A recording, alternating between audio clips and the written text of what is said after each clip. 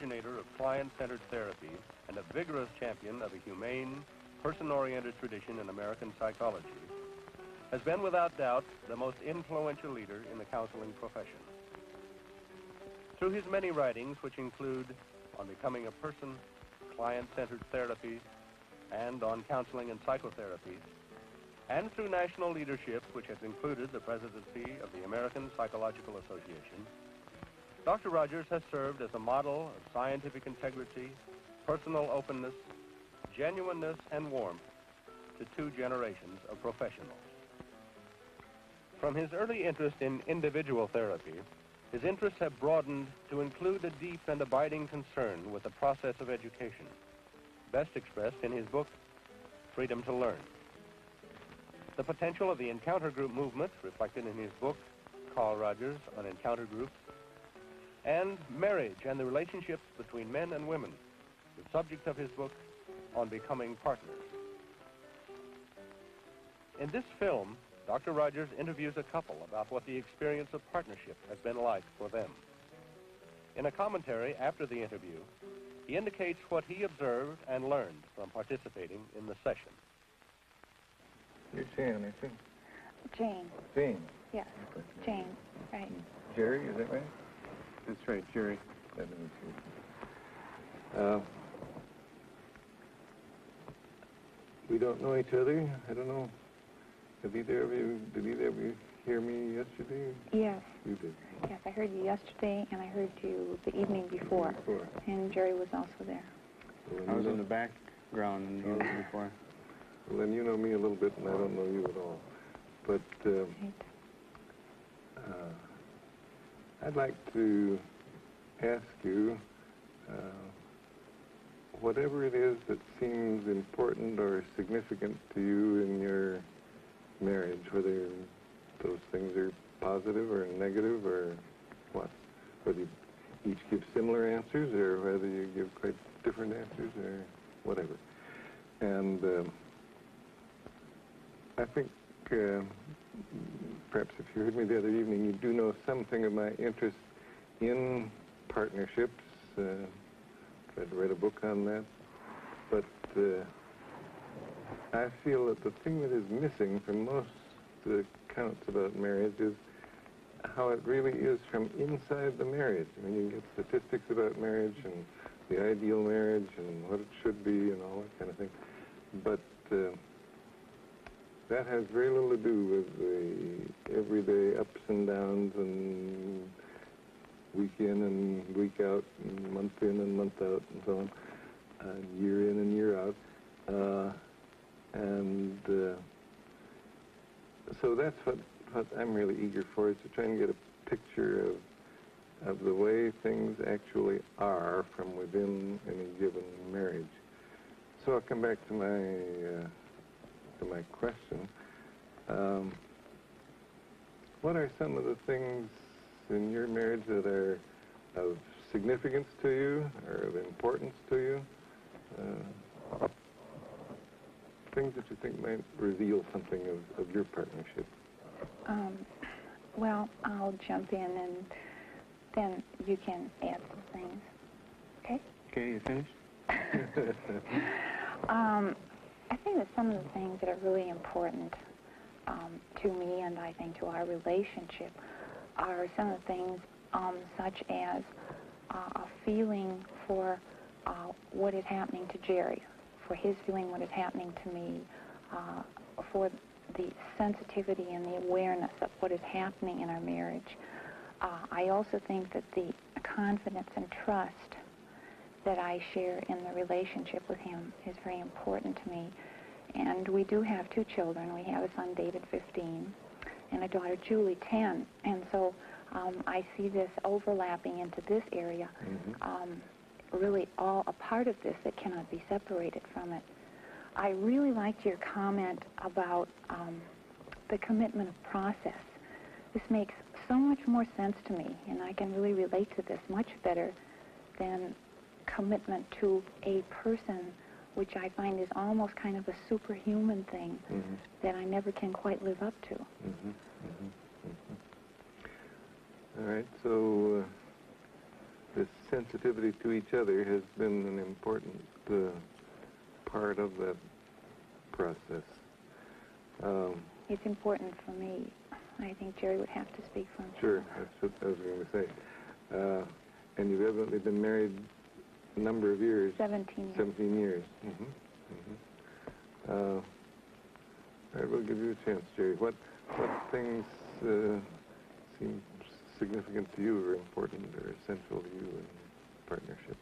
You know, these things to me seem to change from year to year, month to month, and I remind myself because of this morning, from moment to moment.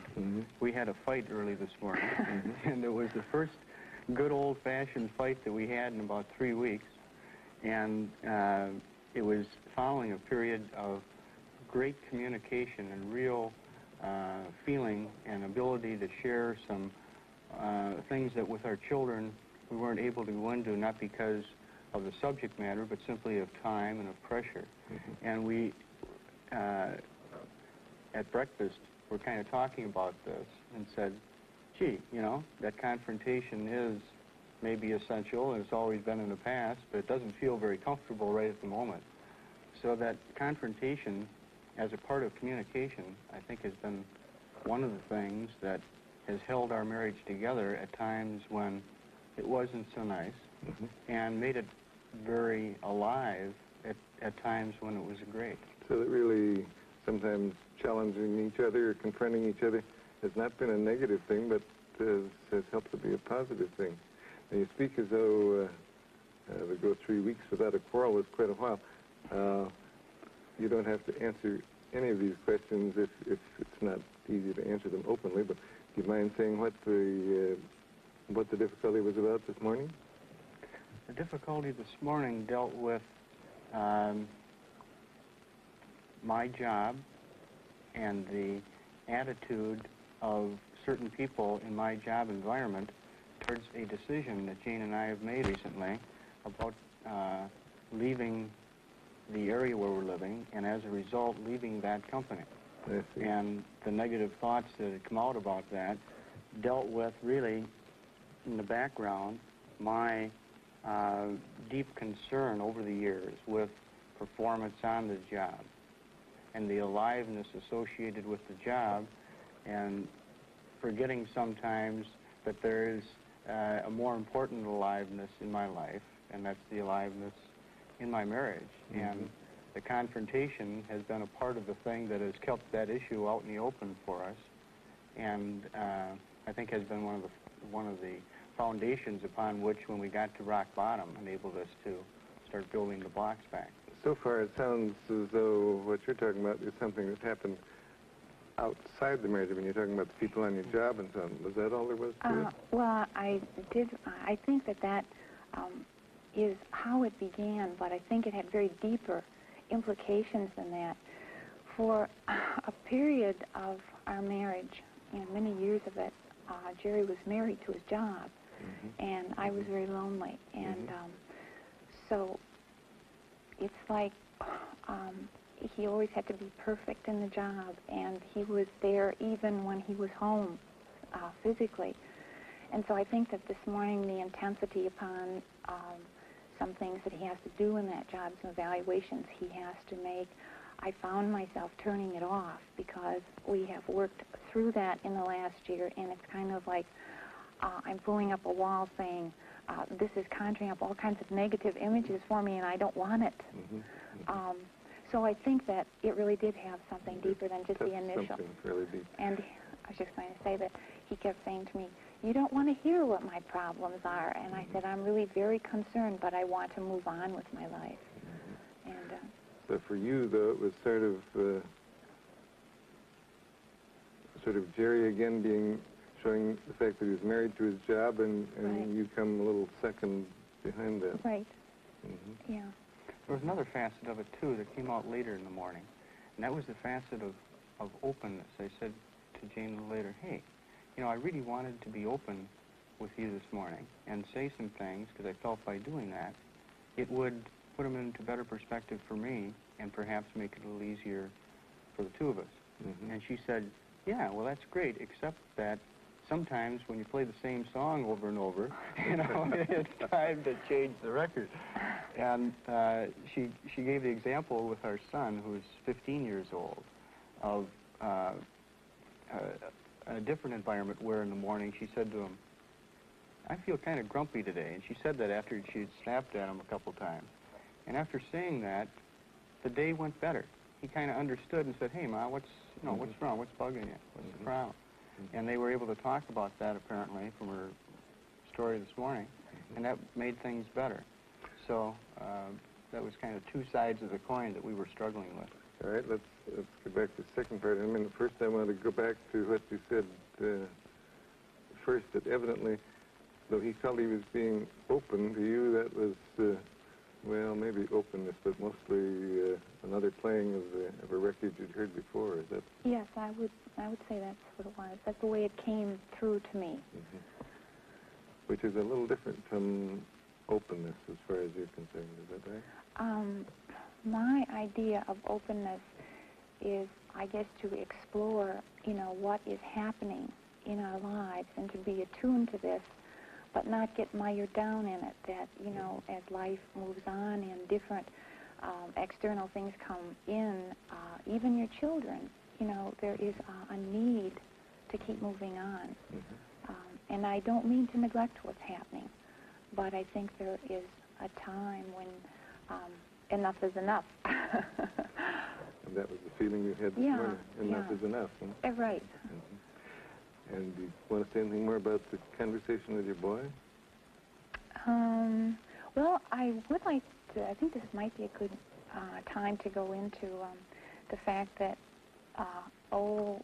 I think starting about 2 years ago, my relationship with David became a very strained one, because I think I did not understand how to relate to an adolescent boy. And I found that the whole relationship that we had had for the first 12 years of maybe his being physically and emotionally dependent on me was now changing, and he was trying very hard to be his own person. And I wasn't really knowing if I was going to go along with that, because, you know, I'm very wise and I'm much older and I have had so much more experience. So we went through this struggle, and I think that I learned a great deal from it. And he makes a lot of decisions for himself now, and I think that I really feel much better about my whole relationship with him, and I think he feels that way about me. And I guess that one of the things that's very meaningful to me that I would like to share is that for a whole year and a half, I never heard him tell me that he loved me, and I had a birthday that was completely forgotten. And he's in Minnesota this summer working on a farm, and I talked to him last week, and he said, "Hey, Mom, I really love you, and I really miss you." And that was kind of special for me, I guess because of the struggle that we'd gone through. So I'm going to... I'm not quite clear, because I thought you were talking to him this morning, but he's in Minnesota, or... I was talking to him by phone. I see. And it was quite a struggle to give up the fact that, after all, you were so much more experienced and so much wiser. Right. You know so much better than he does. Yes, and it's so interesting, because what I noticed that has happened is that David has so much more confidence in himself. He's made some mistakes, you know, and he has really learned by them, but he's much more self-reliant. And I think that he really thinks much deeper about life and about... How about you? How do your insides react when he makes a decision which perhaps is not the one you would have made? Like the fact that he said to me, "Mom, you know what I'm going to do with my money? I'm going to buy a motorcycle." Like that? Like that. Well, I think that now, for right here and right now, that I can get this flip-flop in my stomach, but I can really get my intellect and my emotion together to a point now where I can say, okay, you know, this is your life, and this is a decision that you've made, and I am going to give you my feelings.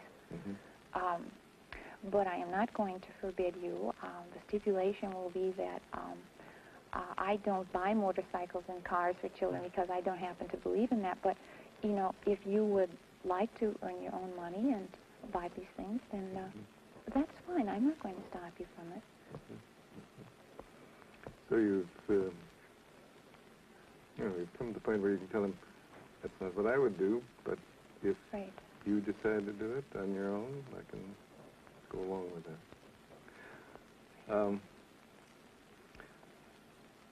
What are or what have been some of the difficulties in your own relationship between the two of you as the years have gone by? I think we mentioned the job as being God number one. That was very clear. I think in addition to that, there has been an assumption that I carried into the start of our marriage, that once you get married, you kind of forget about what marriage is all about. You go about making a living and raising children and living in a certain house and going to church on Sunday and all these things that are just a part of the normal mainstream of life. And that caused, over a period of time, a lack of individuality, a lack of identity to each other. It certainly manifested itself in Jane feeling very lonely, and my wondering why she felt lonely, because we had all these things and we were doing that mainstream, and not being able to be very clear about each individual's problems and communicating them.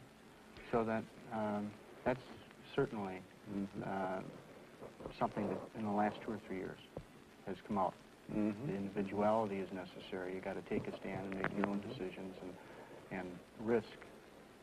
I'm interested in both parts of that. That you really knew what a marriage should be like and what a husband should be like, and you were that way, and come to find out that caused difficulty rather than helped. And that now you're appreciating more the fact that each is unique, something like that? Very clearly. Jane kind of knocked me on the head a couple years ago and said, hey, I'm going to do this. And I said, well, you haven't consulted me. Well, I've thought about it, and I'm just going to tell you that my intentions are to do it. I'd be very happy to chat with you and explain to you what I think is necessary, and whatever help that you can give me, you know, I would appreciate doing this. And this was starting out with a very simple little thing about going back to school. And after she said that, I said, well, gee, that sounds like a pretty good idea. And that one went along real well. But then this last year, we had a real blockbuster where suddenly, after last summer, moving from Milwaukee, Wisconsin to Champaign, Illinois, and taking a new job, 3 or 4 months later, she said, I'm going back to Milwaukee, Wisconsin. And I said, you're what? And she said, I am. And I'm not going to do it right now, but I'm telling you that I'm going to do it so that we can take 4 to 6 months to make that possible, and do it in a way in which we take care of the needs of the children and all the responsibilities that are associated with it. And we'll do it at the end of the lease in our home and this type of thing. Well, that statement of position at that time was real confrontation. But it was an example, which with 20/20 hindsight I saw, of her being clear about her need to be an individual and willing to take the risk. And out of that has come an appreciation on my part of another process of marriage that I hadn't even thought about or been aware of, that you have to be individuals first. But evidently first it was your feeling, well, Jane certainly isn't going to make a decision without me and my approval. And first came the jolt, and then this real, as you say, blockbuster. And you feel, I guess you talk as though you now feel comfortable about that. Do you really feel comfortable about it, or? I feel very comfortable about the fact of her making that type of stand and being very clear. And I feel very positive about the effect it has had on us in our relationship and with our children. I feel uncomfortable about the risk associated with making a change in jobs, because I will have to, as a result of this, find another job, and we have committed ourselves to keeping the company that I'm with informed, so that at some point in time I'll have to, face that type of thing. And we've decided we're willing to take that risk. But I feel uncomfortable about that, but very comfortable about the other. I'd like to hear your picture of this same blockbuster. Are you speaking about this particular situation? Yeah, the decision about going back to... Okay. I think that I really did not want to make the move here in the first place. And I guess I just... sort of sat on that? Yeah, right. And I found that the little irritations and resentments don't go away. They just build one on top of another. And, all the intellectualizing in the world did not change for me what I felt inside. And I am a girl who grew up in northern Wisconsin. I love to swim. I like the woods. I like the beaches. And I miss that part very much, that my physical environment is an important part of my life for me. Also, I think the fact that I have a need for a feeling of deep, some semblance of deep-rootedness with friends, and I did not feel that in the location that I'm living in. So considering a lot of these things, and even talking with my children, I made this decision, and I think that it was like making a decision about my life, too, because I had been brought up in a very typical white Anglo-Saxon Protestant upper-middle-class professional family where a nice girl sat back and she was passive and accepted what her husband wanted her to do. But I've been having this conflict inside of me for a few years that says, all these things really aren't me, and I'm only going to be here one time. So it's been an opening up of something really, really tremendous, and I'm a lot happier person. I know a lot of people aren't as happy with me, but I'm happier. You might be more difficult to live with, but at least you're more comfortable within yourself. It sounds like it must have been quite a build-up to a point of really announcing what was already a decision in you. Is that the way it came across? Exactly. And even, not only Jerry, but my own family, felt, why, you just don't do it. What's wrong with you? And I think that because I had dealt with these things within myself, and this was not an impulsive thing, that I felt comfortable with it. There were a couple of times when I think we always get a little scared when we're standing out there alone. But I did feel very strongly about the decision I had made, and I was willing to accommodate everybody else involved in it so that they could, work out their relationship to it wasn't perhaps quite as flat a pronouncement as it sounded. I mean, you had some willingness to accommodate to the other people in the family? Yes, willingness to accommodate as far as time, but not decision. And that was a decision. Right. Yes, it was. There was a key one. That willingness to accommodate on time is what made it, I think, a very positive decision, because it was a difficult one to come to accept on my part. And time enabled us to, get out into the open, the feelings. Say, yeah, you're mine. What are you trying to do? And then to say, well, I think, I really think you're serious. And then, okay, I'll go along with it, but I don't really believe that you're going to go through with it, but I'll go along with it and play for more time. And then, yeah, you really are serious. And I guess we're at the point that I got to make a decision. And at that point, then there was a second decision which had not really been faced, and that was for me to really commit to it or not to commit to it. Up to that point, you felt well, okay, this is an idea of hers that I can play along with, and then gradually, no, she means it. And I think one of the things that's interesting is that whenever Jerry wants to test me, he plays the devil's advocate. And so he kept doing this. And one day he said, it was about 4 months or 5 months later, and he said, hey, you're really not kidding. He said, I can't get you in a corner. I haven't heard you vacillate once. And I said, I told you from the beginning that I wasn't kidding. I don't kid about things like this. So this is how this whole situation I think our children, came along. yeah, I think our children too went through the same process of facing that type of decision. At first they were very enthusiastic about it. I thought, my gosh, we're going back to Mecca. We're going back to all of our friends and our school that we've left. And then they sensed the strain that was between us initially, and then started to polarize positions a little bit. But as they saw us working this through, there was kind of a glue that seemed to reach out and grab all four of us.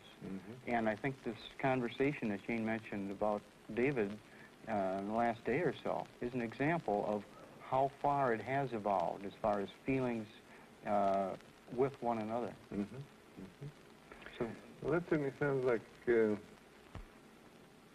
very interesting instance of you standing up for yourself, no matter what, sort of.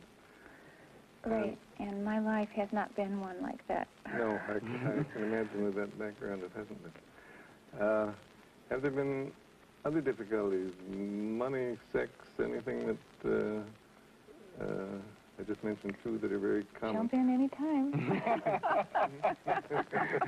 if we're on the hit parade, you're right in there. We have always had a problem with the attitude towards money, as to how we should spend the money. Because I'm from a German Catholic background and have all images of thrift, and when I see savings, you know, that makes me feel warm and comfortable and happy. And where I feel that, gee, I'd rather wait to buy that pair of slacks until 3 months from now, because, you know, then I'll have a little bit more security, and maybe even I might feel like a little bit like a martyr in the process. Which is a little bit satisfying, too. So that type of thing is one of the things that's always been an issue. And when I talk about it intellectually, I can say, yeah, gee, Jane should have anything that she wants. And if she wants a new dress or a new coat, that's just great.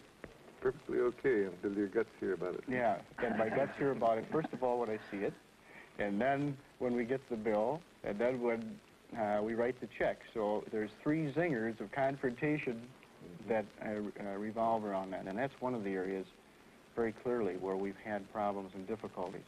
I think that over the last year or so, we've worked at that much better.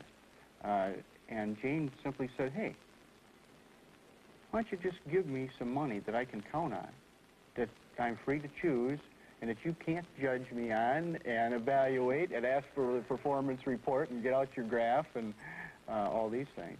And that has been a help. The problem is not solved, and I'm not clear whether it ever will be with us, but I'm not so concerned about it now as I was like a year ago, and that's, you know, for 16 years of living together. That it sounds as though that would help. From the way you described your background, you must have also grown up with the notion that the man is the boss. Oh, absolutely. No question about it. Sure. She took my name. Why, sure. And so on. And yet it sounds as though you've undergone considerable modification of that concept that he made. Very definitely. And these things that we've talked about have kind of reminded me of the fact that there's a whole recognition of a partnership in marriage that I wasn't aware of. I said lip service there was one. Definitely there's partnership in business, and you can identify that, and that's guys that have to, on an equal basis, work out their choices. But in marriage, I didn't really, from a gut level, ever believe that. I felt in the final analysis there was only one boss. You know, where she had an opportunity to say what she wanted, but very clearly the end result was this. And so when we had to deal with that and work through that, that wasn't easy, but it has been one of the chief factors, I think, in our feeling more comfortable now with one You said I'd sort of hit it. I don't know what you meant on both. Has sex ever been a problem too, or is that something? I'll jump in, okay? Okay. Yes, I do feel that sex has been a problem. I feel that I would like to have a better sex life, a more full sex life than what I have, and I don't say that that's Jerry's fault. I'm not saying that. I'm just saying that I would like to feel better about what I share with him sexually, and I think that some of it, in thinking why I feel that way, I guess that some of it is the fact that for a long time I felt this building of resentment, and so it was difficult for me to give myself sexually, and so I'm hoping that now that there has been this kind of dramatic change in our marriage, that this will get better for us. Really impossible to give yourself sexually when It is for you're feeling me. some resentment. Yes. Do you have any comment on that, Jerry? I think that I've always felt embarrassed in talking about this. I don't feel as embarrassed now, but I still do. I feel a little uncomfortable right at the moment. But I realize that the embarrassment that I had started first with my wife in talking about it, and of course that was spillover from my early family background. You had a good background for that. Yeah, and so being aware of that fact has helped. It hasn't solved the problem, but it is enabling us to talk about it, and I feel working towards a better solution. We were talking yesterday about a facet of this that I hadn't really been aware of, and I kind of believe is a part of it, but certainly not at the gut level. The fact that Jane is a night person, and I'm a morning person. She comes alive at 10 o'clock at night, and her eyes are fully open at about midnight, and she's ready to purr. And at 10 o'clock at night, I'm just about unwound and ready for the sack. And in the morning, gee, I'm up and I'm ready to, almost as if I'd open the window and say another day in which to excel. So that's a part of it that contributes to it, and I'm not really yet clear what is right at the gut of it. But at least that's one thing that puts you sort of out of synchronization, kind of, is the different kind of rhythm that you have. Yes, I would say that. But it is more than that, too. There's this other thing that I talked about. Yeah. But your feeling of, no, it isn't quite all I wish it might be, cuts deeper than that. Right. Yes. I think that this is an area that I think for both Jerry and I, that when we were growing up, that it wasn't openly discussed, and that it almost seemed to be an uncomfortable thing also for a nice white Anglo-Saxon Protestant girl to say, hey, I have sexual feelings too, and that's all part of my personhood. But, for me, they are integrated into that good, loving, caring, concerning feeling for the other person too. It takes a long time to grow away from that, doesn't it? I know from my background. You have that kind of background too? Then you know exactly what I'm saying. That's right. Right. Well, I can see that, believe it or not, the cameras are nearly empty, and this has been a very nice conversation. I guess I particularly appreciate the fact that you're being willing to talk so freely about things that aren't always easy to talk freely about. I've just said goodbye to Jane and Jerry. I enjoyed talking with them. I thought they were somewhat fearful, and that isn't surprising under lights and camera. I also had a little bit of feeling that, especially at the outset, they tended to use a little bit of jargon in place of real communication. I think it was partly because they were fearful. But sensitivity to each other and confronting each other and phrases like that sometimes have a little bit the sound of jargon, and that's the way they sounded to me. But we gradually got into more significant material. I think that they put in the past the fact that Jerry used to be married to his job, but it's quite clear that's still a problem with him.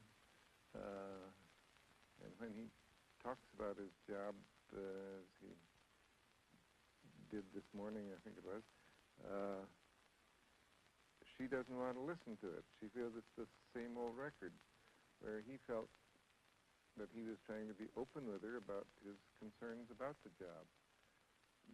But when it does get to be the same old record, it's kind of a pseudo-openness, and I could understand her reaction of not being willing to listen because she didn't feel he was really exploring new territory. Next thing I recall is the difficulty that she had as a typically WASP mother, a white Anglo-Saxon Protestant, giving up a son, to letting him make his own decisions, letting him become a real person on his own.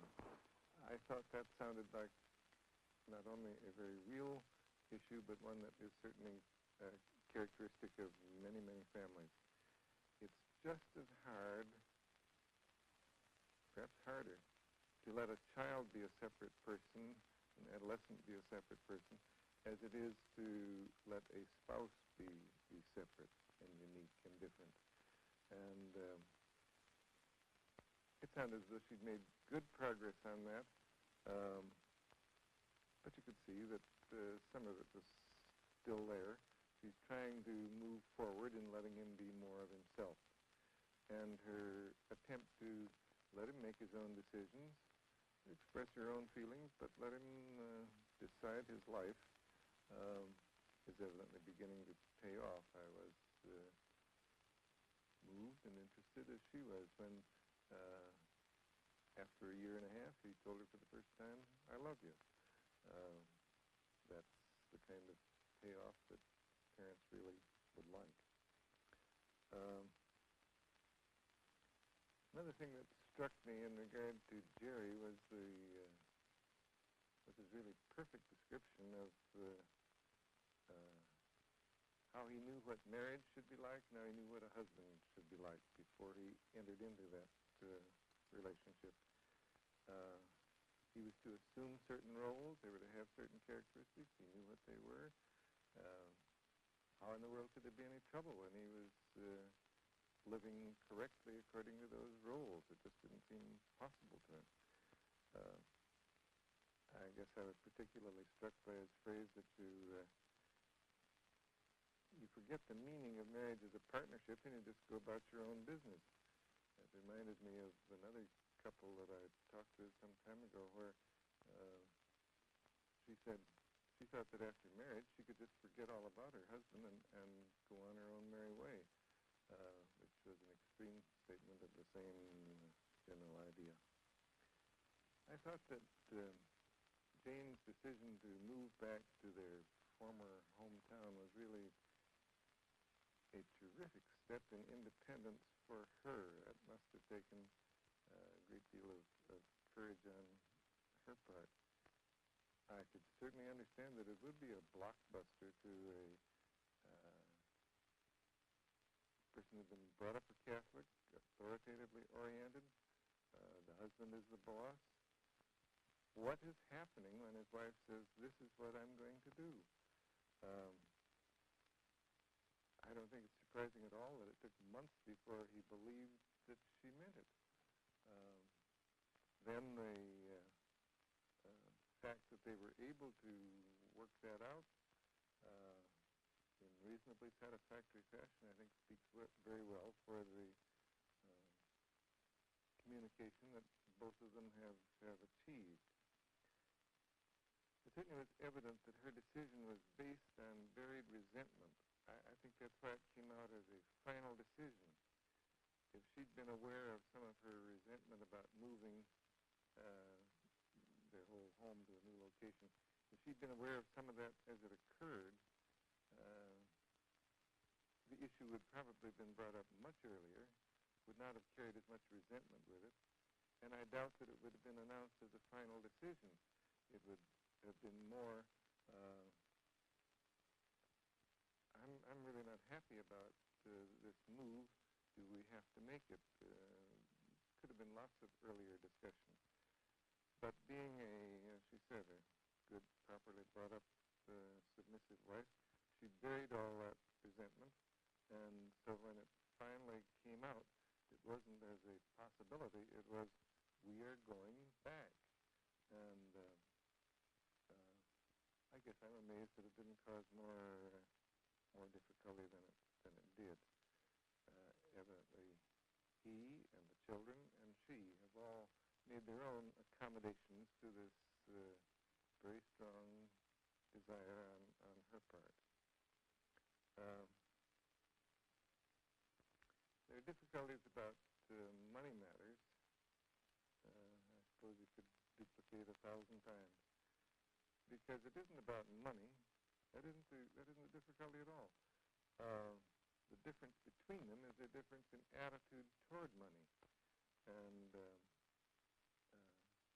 that's where they've had to really slowly work toward a better solution. As far as I could see from what they said, it was not entirely satisfying yet, particularly to Jerry, but at least he was learning to live with an attitude that was very different from his own, and to give her money to spend as she wishes. It was kind of poignant when one of them said, I forgot now which one, that to have money where she knew she would not be evaluated, would not be judged about how she spent it, that was a very significant matter to her, and I could well believe that it was. I thought I was pleased that they were willing to talk about some of their sexual difficulties, but as is so often the case, it isn't always the case, but very frequently, it isn't sex per se. That doesn't seem to be the problem at all. The problem seems to be, can you be successfully intimate sexually with someone toward whom you're feeling resentment?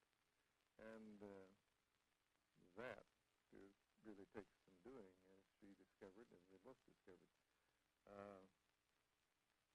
It really makes a really satisfying sexual relationship impossible.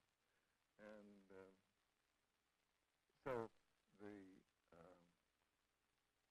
again, the fact that her resentments had piled up, and I'm sure she wasn't fully aware of them, yet it kept her from being a giving person in their sex relationships, and hence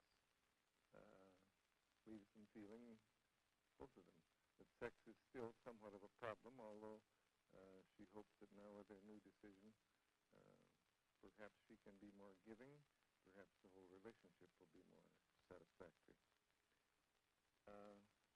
As I said to them, I could sympathize with the fact that both of them were brought up in very inhibited atmospheres where sex was just not one of the things you discussed, and neither was it one of the things that a husband and wife would discuss. So that the problem of learning how to communicate with each other about this perhaps most intimate of all problems is something that they've really had to work on. And probably that's a more frequent problem than they realize. Sex is, and the whole sexual relationship is pretty rarely a matter of really open communication between spouses. And I think that's, in spite of the much greater freedom that young people have, I think it still is a problem there that genuinely open communication about sexual difficulties and sexual problems is not easy and doesn't come about easily, even when couples feel that they are quite liberated.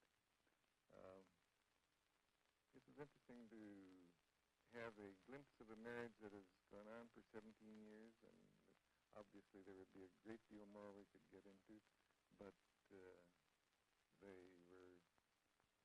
revealed as much of themselves as they were able to do, and that that I appreciate it. And I think that their struggles and their problems have some implications for almost all of us.